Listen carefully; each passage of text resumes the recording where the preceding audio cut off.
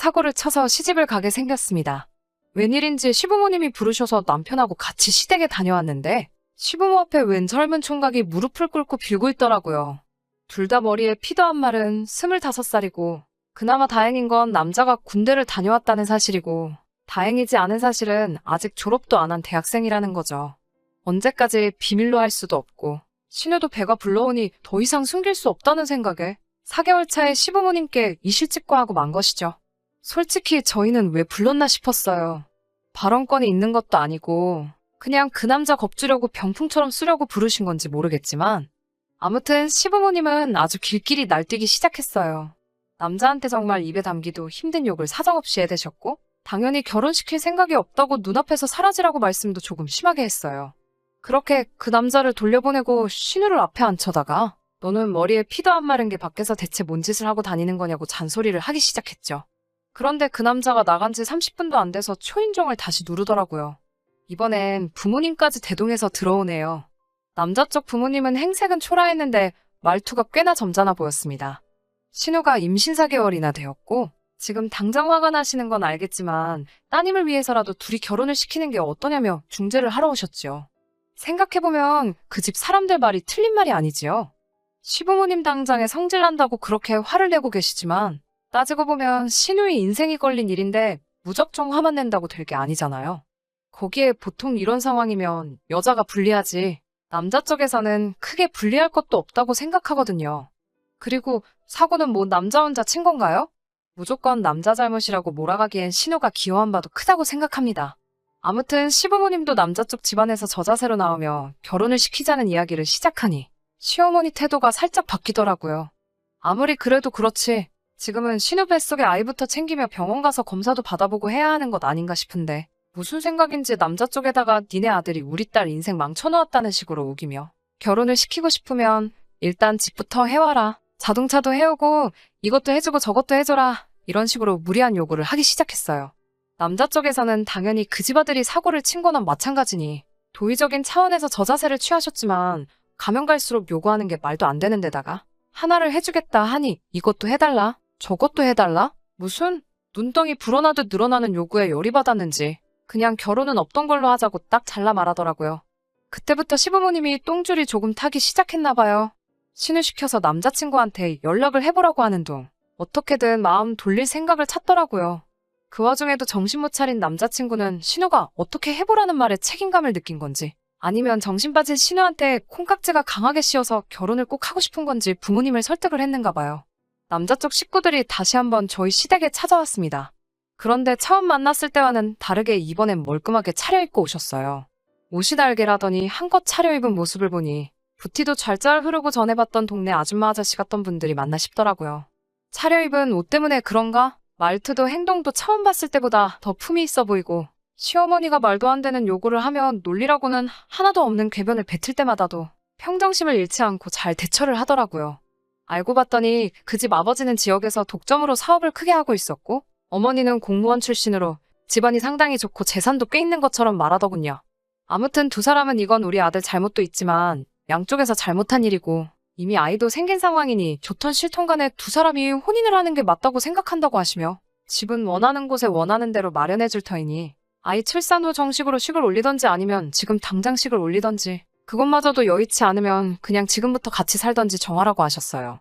집을 원하는 곳에 해주겠다는 말에 시어머니 눈이 반짝하시며 근방에서 제일 비싸고 신축인 브랜드 아파트 이름을 대며 그 아파트도 해줄 수 있냐고 물으시니 남자 쪽 아버지는 시모 질문에 말씀드렸다시피 원하는 곳에 원하는 대로 마련해주겠다고 자신있게 대답하시더군요. 시부모님 마치 봉이라도 잡았다는 표정으로 싱글벙글해 계시며 당장이라도 결혼식을 올리자고 하실 것 같은 분위기로 날짜는 언제가 좋겠냐며 말을 꺼내는데 그 집 아버지가 말을 딱 자르면서 한 가지 조건을 걸더라고요. 관습적인 건 부족함 없이 다 지원을 해주겠으니 당신들의 성의도 봐야겠다고 하셨어요. 그러고선 우리 시댁에선 당장 뚝딱하고 나올 규모가 아닌 정도의 혼수와 예단 목록을 내밀더군요. 한번 당해보라는 식으로 요구한 게 티가 나기는 했지만 끝까지 말투에는 품위와 예의가 느껴졌어요. 저자세로 나오는 그분들을 우습게 보고 갑질 아닌 갑질을 하면서 한몫 뜯어내려는 심보가 눈에 보이니 아예 남자 쪽 집에서 우리 시부모 형편을 알고 한 방 먹이기 위해 작정을 하고 제안을 들고 오신 거죠. 그분들이야 지역유지에 노후 준비까지 다 되어 있는 빵빵한 집안이지만 저희 시댁은 사실 땡전 한 푼 없거든요. 가진 거라고는 더러운 성질 말고는 내세울 게 아무것도 없는 사람들이에요.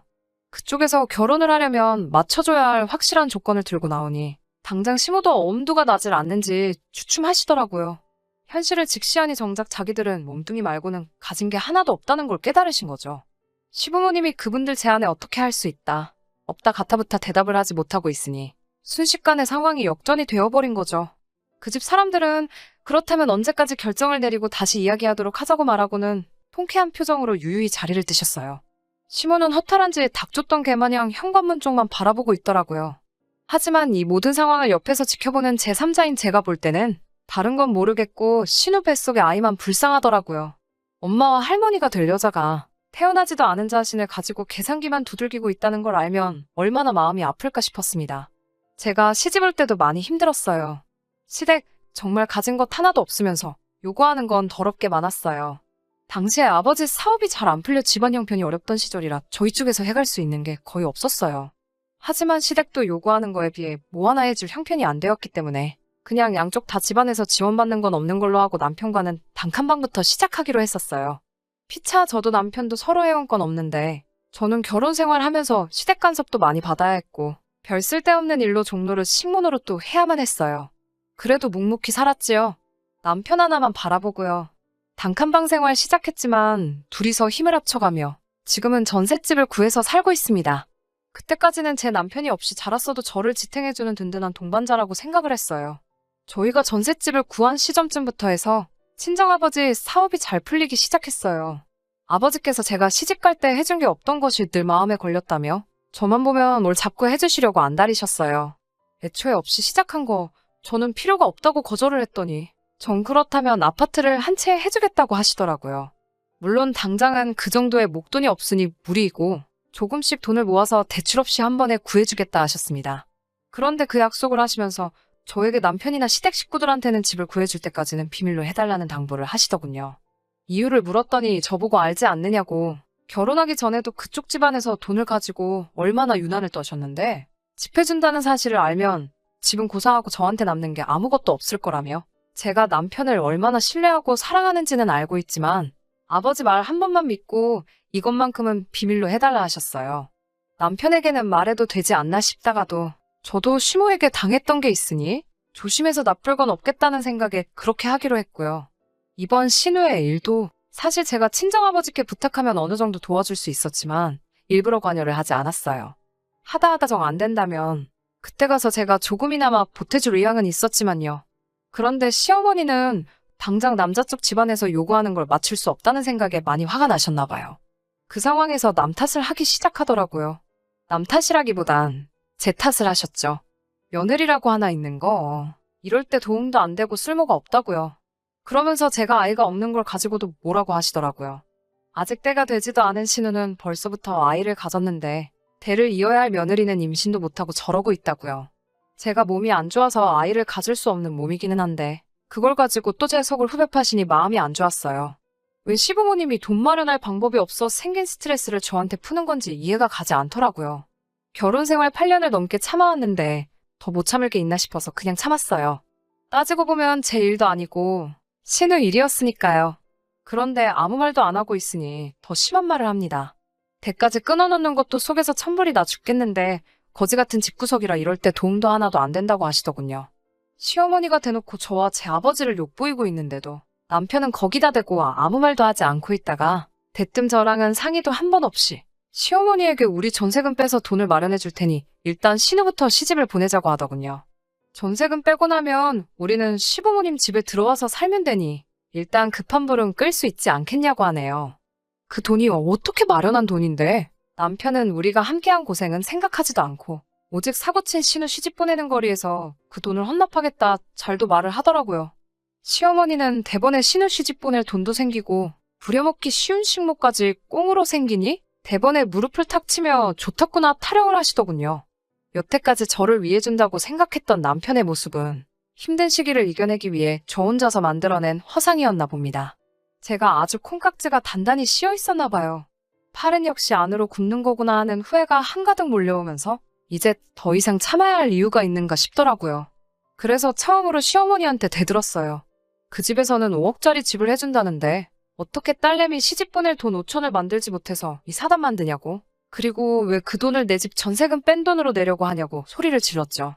남편이 소리 지르고 있는 저를 뜯어말리며 저보고 멍청하다고, 우리가 전세금 빼서 5천만 투자하면 5억짜리 아파트가 공짜로 생기는 거라고 생각을 좀 하라고 하더군요. 일단 신우가 시집을 가고 이혼을 해서 재산 분할을 하게 되면 2년 만에 5천만 원이 2억 5천이 되는 거라고 꼭 이렇게 숫자로 말해줘야 이해가 되냐고 혀를 차더라고요. 요즘 집값도 빠르게 오르고 있으니 운대만 맞으면 온 가족이 1억씩은 나눠 가질 수 있다고, 그리고 우리 전세금까지 돌려받으면 우리 손에는 2억이 떨어지는 거라고 말하면서 세상에 우리가 언제 2년 만에 현금 2, 3억을 만들겠냐고 일단 투자하는 셈 치고 저도 협조를 하라고 하더라고요.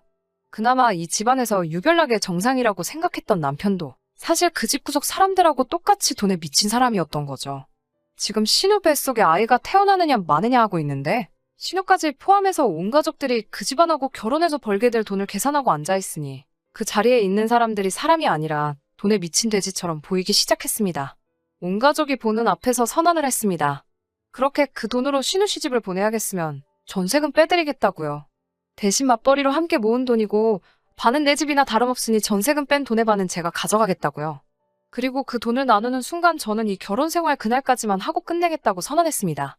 제가 강하게 나오면 미안하다 사과라도 할 줄 알았는데 그 와중에 그 집구석 식구들 표정이 마치 반이라도 받게 돼서 다행이라는 듯한 표정으로 밝아지면서 안도의 한숨까지 내쉬더라고요.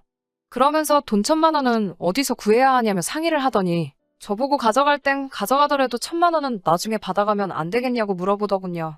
그 순간 정말 남아있던 일말의 정마저도 다 떨어져 버렸어요. 전세금을 빼고 저희 집 짐을 시댁으로 옮기는 그날, 저는 아버지에게 전화를 했어요. 회사에서 쓰시는 외제차를 끌고 저를 데리러 오셨습니다. 시댁 인간들은 친정아버지 등장에 넋이 나가버렸죠. 그동안 사업망한 사돈 집안에 단칸방에서 시작해 종노릇을 시켜도 군소리 한번 안 하던 거지 집안이라고 생각을 했는가 본데 그 거지라고 생각했던 친정아버지가 떡하니 외제차를 끌고 오시니 말이죠. 아버지는 저를 데려가면서 시댁을 향해 그 돈 없어도 당장 사는데 아무 지장은 없지만 거지 같은 집구석에 단돈 1원도 묶여있는 꼴은 보고 싶지 않으니 늦지 않게 계좌에 넣으라고 하시더군요. 그깟 5천만 원, 내 딸아이 사람 대접만 해줬어도 내주는 건 문제도 아닌데 결혼할 때부터 사람을 돈으로 생각하는 그 모습이 온 가족이 아주 다 똑같은 사람들이라고 손가락질을 하셨어요. 아들내미 결혼시킬 때 자식 장사를 못해서 그동안 얼마나 속이 아팠겠냐고 콕 집어 한마디 했고요. 신우 결혼은 축하할 일이고 이제 내 딸은 내가 다시 데려갈 테니 2번 다시 엮이지 않으면 좋겠다고 말하고 저를 차에 태우고 출발하셨어요. 아버지 차로 미러로 그 작자들을 슬쩍 쳐다봤죠.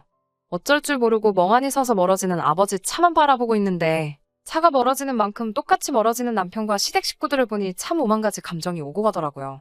어려울 때 가장 힘이 되는 건 남편이 아니라 가족이었네요. 제가 참 어리석었어요.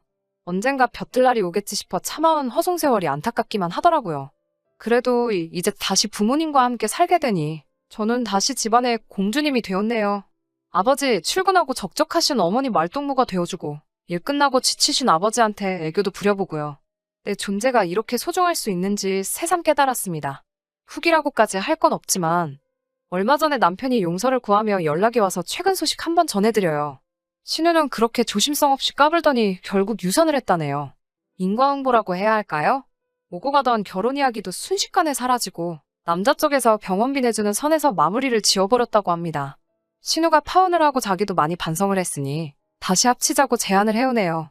제가 원한다면 시댁과는 아예 인연을 끊고 살겠다고요. 저는 다 필요 없다고 대답했어요.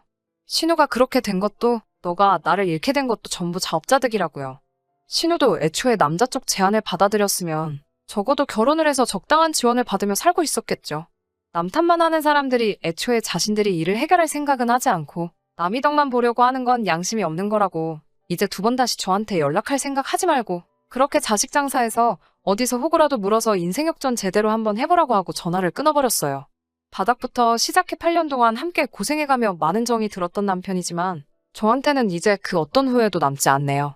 이대로 제가 다시 다른 사람을 만나지 못한다고 할지라도 저는 저에게 새롭게 주어진 인생의 막을 살아야겠어요. 긴 이야기 끝까지 들어주신 분들 너무 감사드립니다. 가정에 언제나 평안과 행복 깃드시고요. 저는 이만 사연 줄이도록 하겠습니다.